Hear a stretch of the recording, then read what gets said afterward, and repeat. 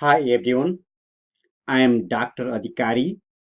I will be your instructor for Applied Statistics STA 301 for this semester. It's my honor and privilege to serve you for this semester. I'm so glad that you decided to take this course. This course can be considered as the beginning of your journey in statistics.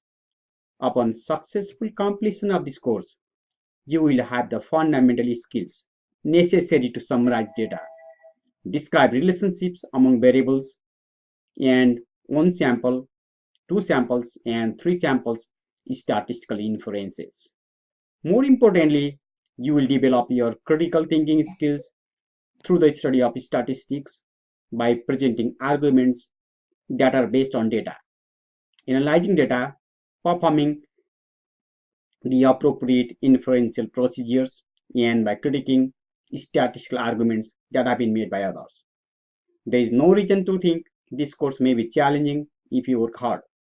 A steady effort throughout the week would always be beneficial instead of cramming Sunday night.